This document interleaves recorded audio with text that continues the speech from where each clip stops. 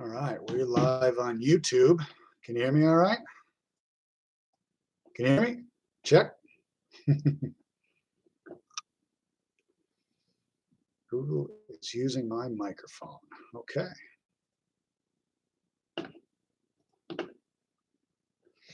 Never been live on YouTube before, I don't think, so that's new. Let's go ahead and see if we can't fire it up on Facebook.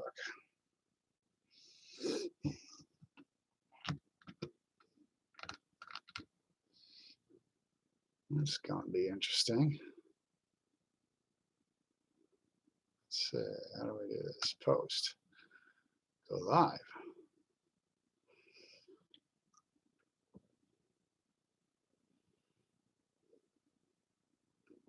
Let's move that. Let's see, we will say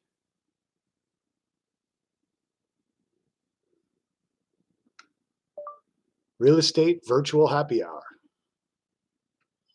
There we go. Done. Oh, let's see. How's that look?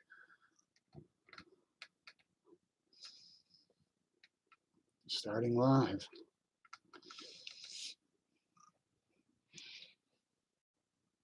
Ooh, I'm live. Hey, there we go. All right. We'll kind of wait a couple minutes. Sorry, YouTube. Put you on first. You had to witness me getting the Facebook going. Let's see. I got YouTube down here. I got Facebook up there. So if while we're waiting, I'll just kind of jibber jabber for a second.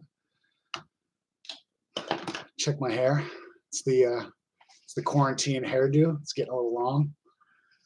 If you know anybody who can cut hair from 6 feet away, I'd certainly love to hear about that.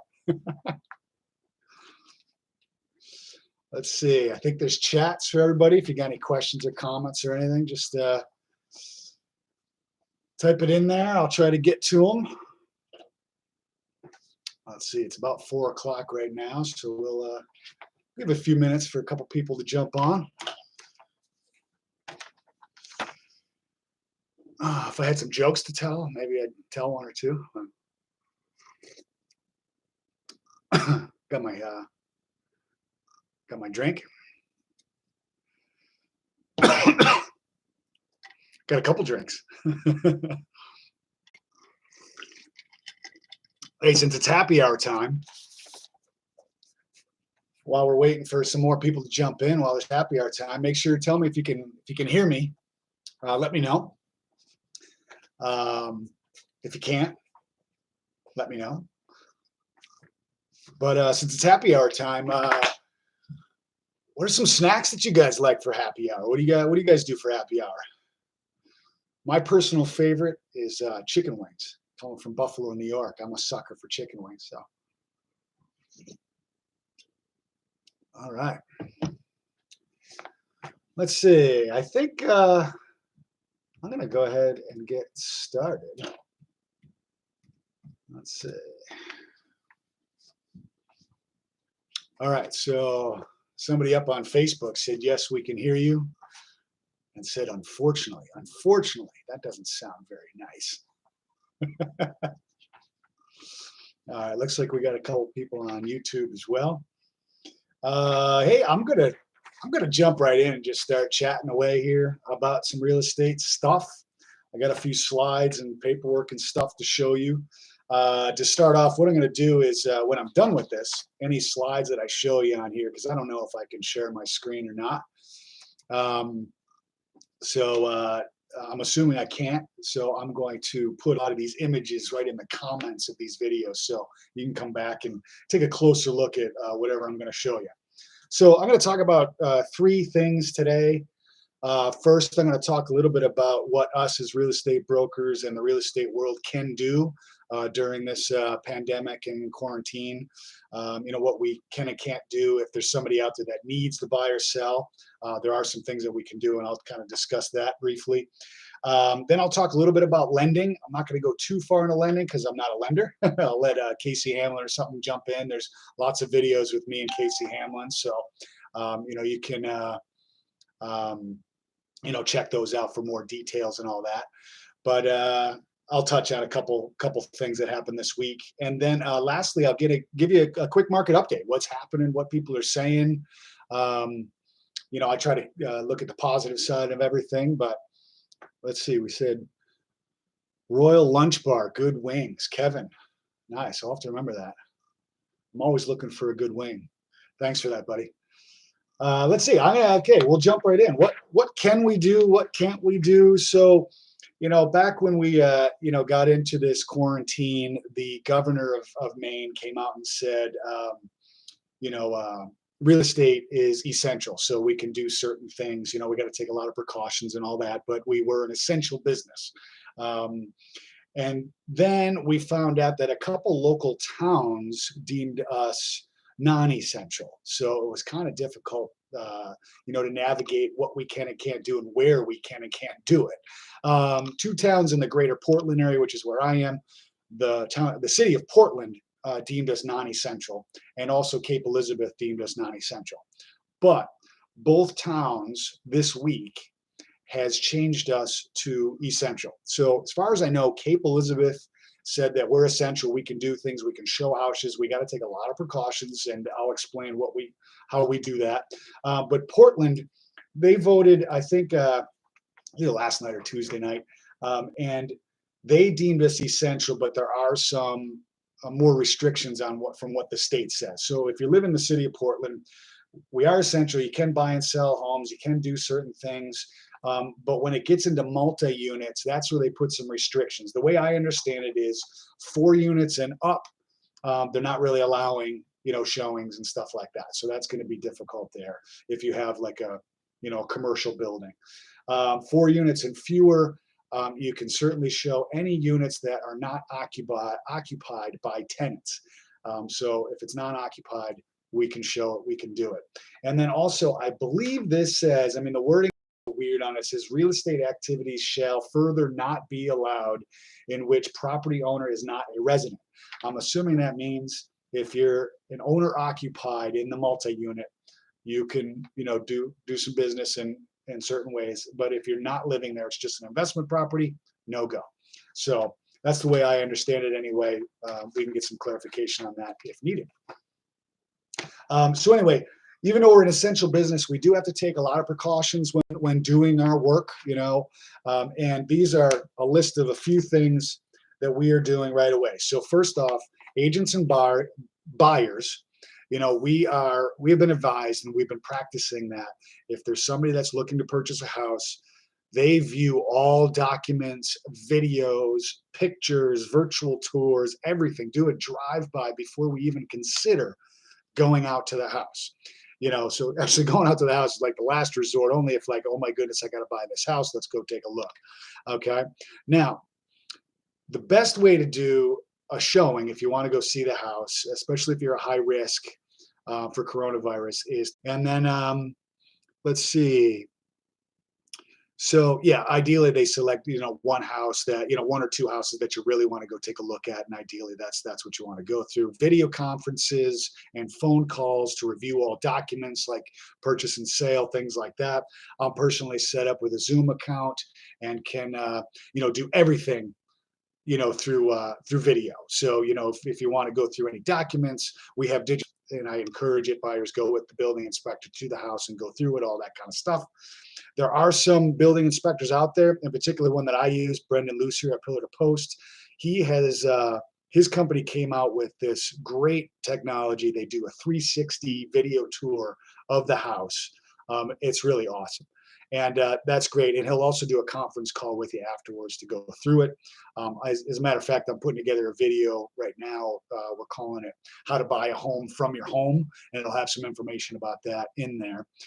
Appraisers, when they go out, they can go out and they got a lot of precautions. They're actually, advising the seller of the property, if it's not vacant, just to make sure to leave all doors open, leave all lights on. So when the appraiser comes in, they can just kind of go through it, not touch anything. Out they go. And all that. And then, of course, closings are being done with social distancing being kept in mind. And actually, part of the video that I'm doing, we do talk to Eric Schaefer over at Schaefer Douglas Title Company. So that'll shine a lot of light on that as well. So that's kind of what we can and can't do. Oh, sorry. One last thing is when you do put an offer in on a property, the Greater Portland Board of Realtors have come up with some great addendums to attach to contracts that references coronavirus. So if something comes up through the process of being under contract and closing as a result of coronavirus and something needs to change in the contract, everybody agrees that they're going to, work together and get it done. So, okay, now I promise that's the last thing to do with that. So, all right, it's drink time, break time here for a second.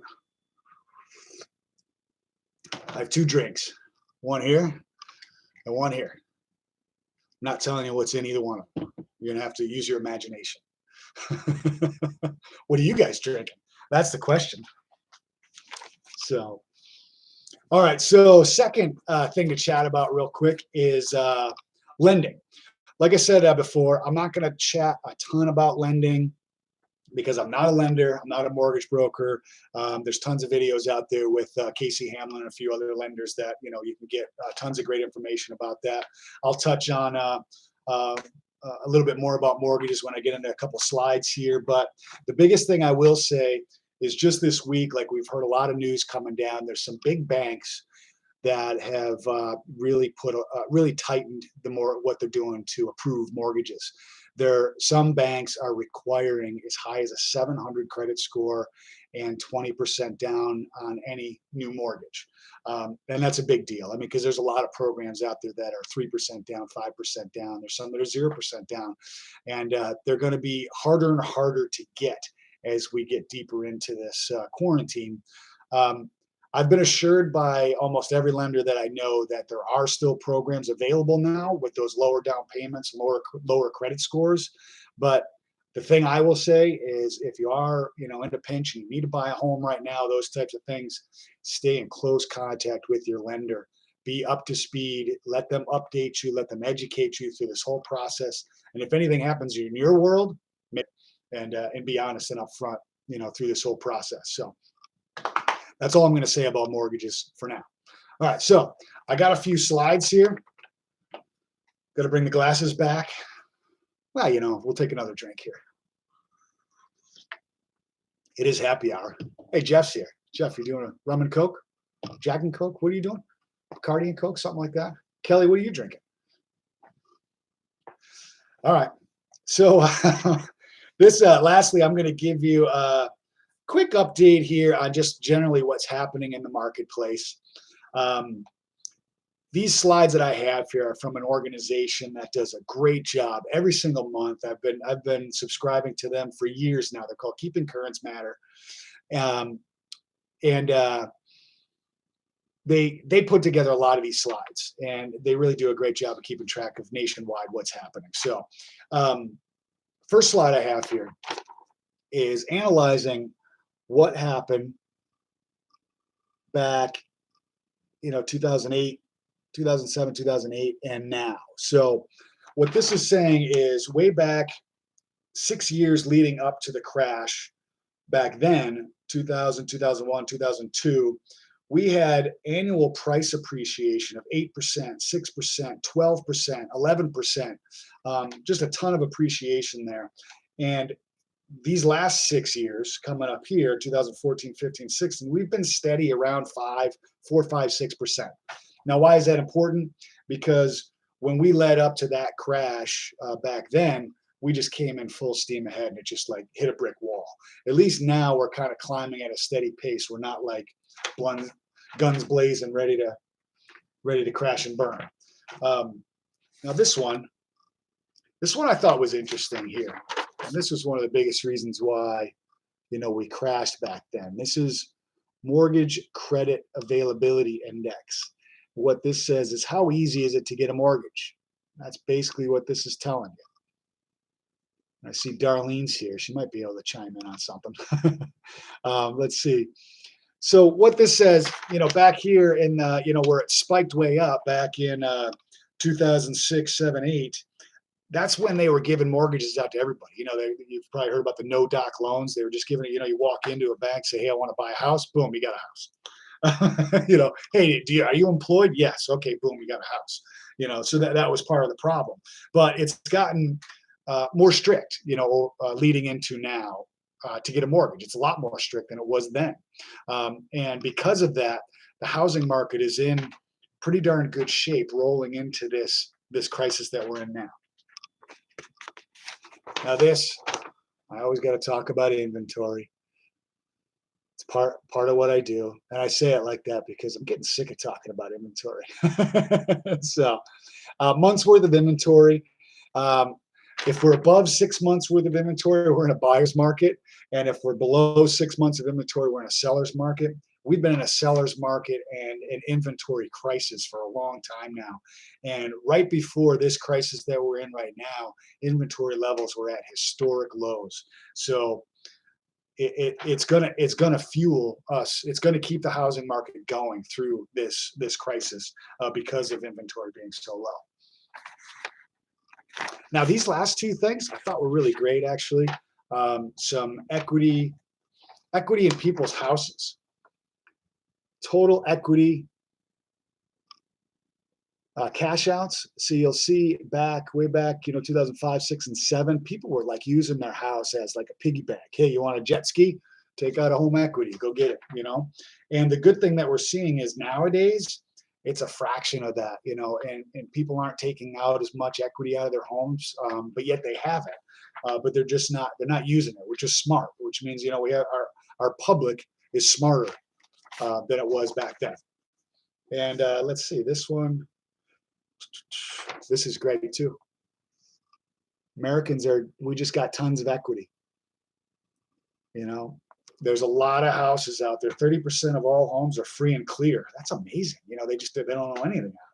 And 26% of all homes have at least 50% equity. So there's a lot of people that are sitting good with their houses, which is great news. Again, that's gonna help us all get through this.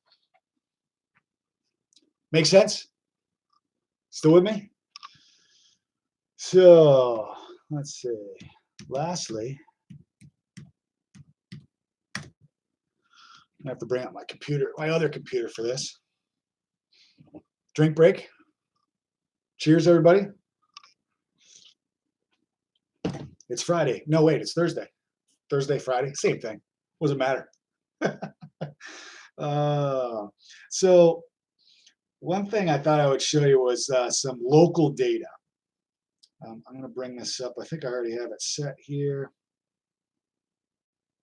So I'll do another one of these once I get into May, because the data that I'm looking at only has March data.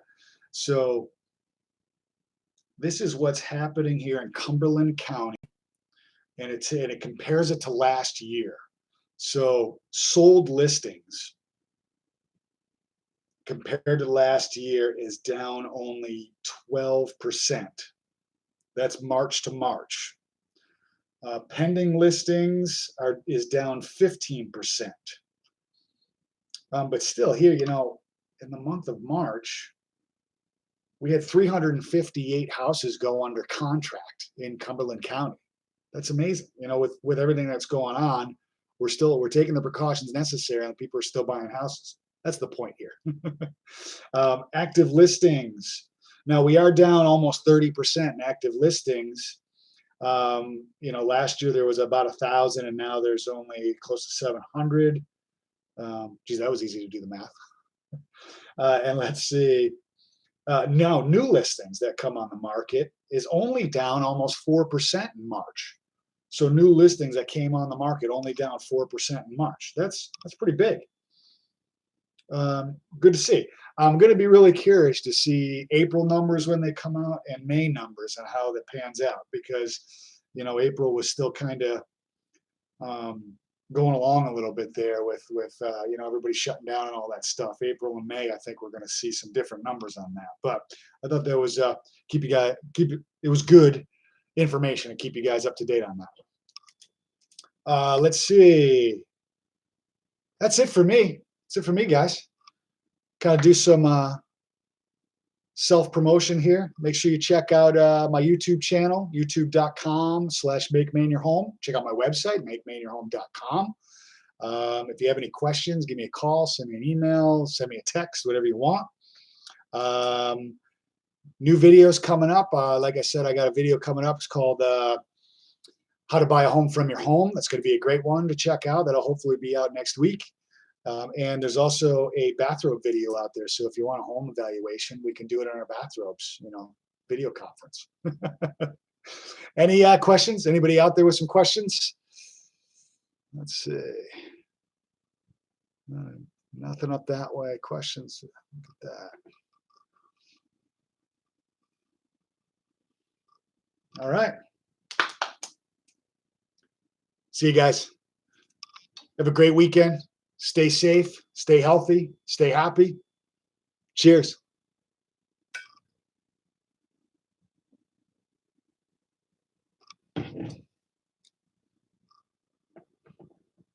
YouTube, I set you up first and I'm setting you off last. So cheers to YouTube.